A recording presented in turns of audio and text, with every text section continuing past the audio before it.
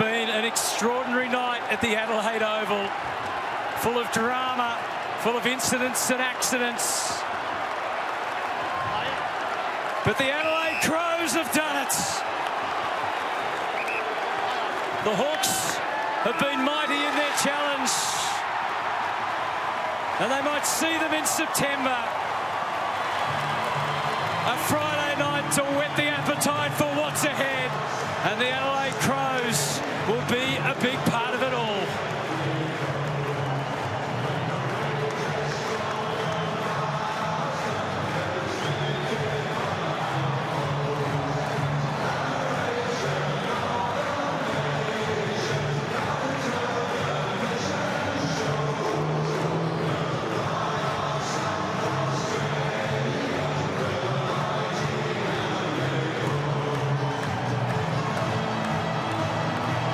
There is a bit to take in, isn't there? I wonder what the captain thinks about it all. Mark Rashuda. Dorse, what a game. It's unbelievable. I mean, we obviously, they came out firing and we didn't bring our best contest. But unbelievable effort from the boys to fight back that second quarter, and then from there on it was just an arm wrestle, and these are the games you love playing. I mean, it was a fantastic hit out there. They're an unbelievable team and well drilled, and yeah, like I said, to get back the momentum early was really, really good. What did Nixie say at quarter time? He could have easily given the group a spray, but he looked like he was really calm.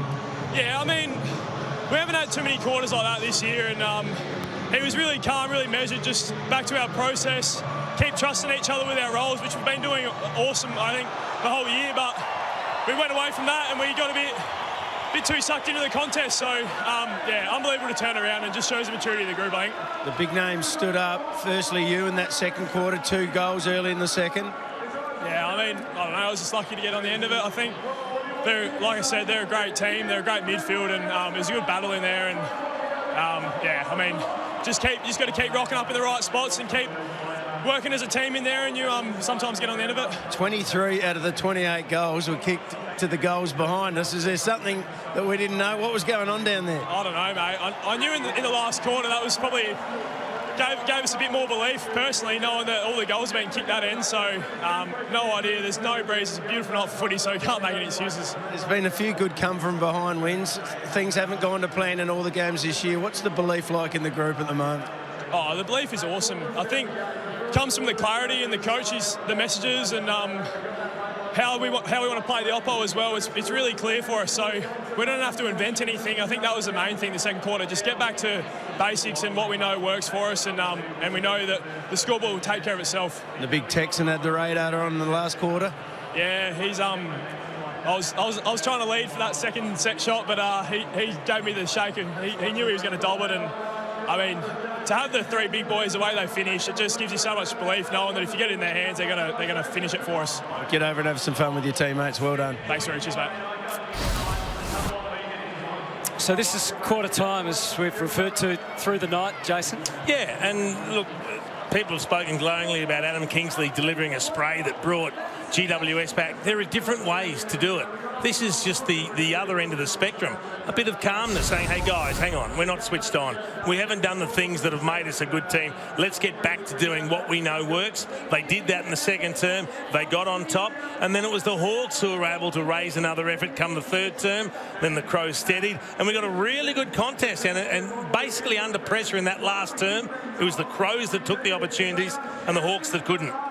Yeah, we even saw a few goals, not many, down at the Riverbank end. But it's a Friday night game or a Thursday night game that we've desperately wanted. There's been some fizzes. Yep, we've finally got a beauty. Just before we watch some of those big moments of the last quarter, for Matthew Nicks, it's his 6th year as coach, 51 wins in that time. The early years were not easy for him. He's got a bad record against Hawthorn as the Hawks leave the Adelaide Oval. Last week was the 14th win of the season, so he'll be coaching them into finals for the first time. He played in finals as a player 8 times. He was so close to a premiership as a player with the Swans, but it's just been methodical, and he hasn't lost belief, and they haven't lost belief in him. No, importantly so. Methodical's the right word.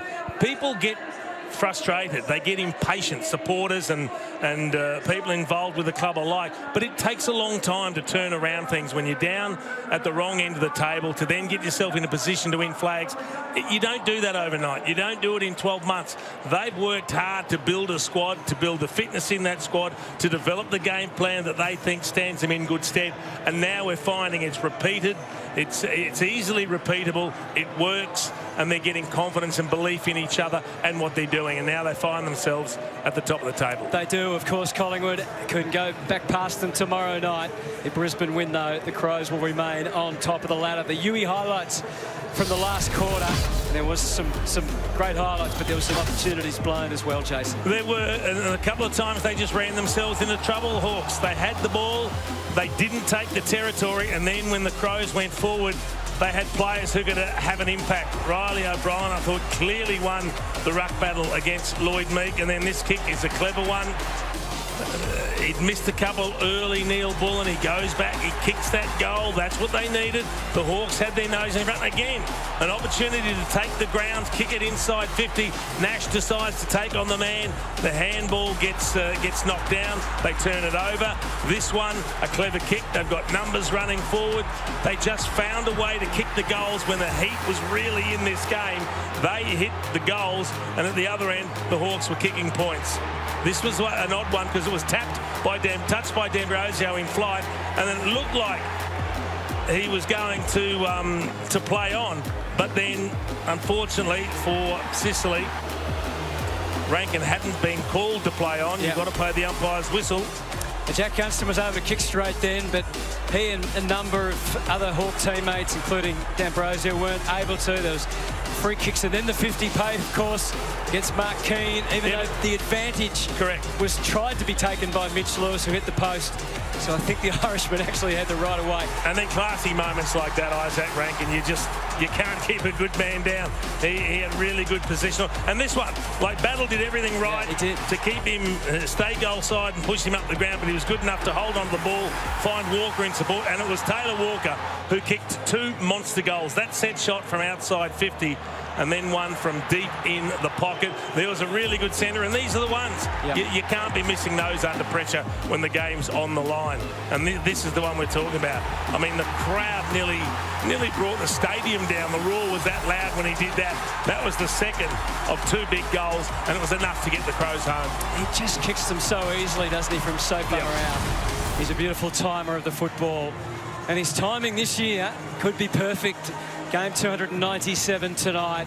He'll look to celebrate his 300th game either in the last round of the year or I think more likely he'll be rested maybe even next week against West Coast. And it'll be the first round of the finals where he'll celebrate his 300th, and that'll be very secondary to what he is thinking right now, isn't he? Because he still has a chance to become a premiership player. You look at their run home. They beat the Eagles. They beat North Melbourne. They probably finished top 2. If they beat Collingwood, they'll probably finish top. Well, they'll finish top if they beat Collingwood. And then all of a sudden, you start to plan home final, potential home preliminary if you win. And that makes your path through to the grand final a hell of a lot easier. It's great to finish top 4, but if you're an interstate club and you can finish top 2, there's the massive advantage.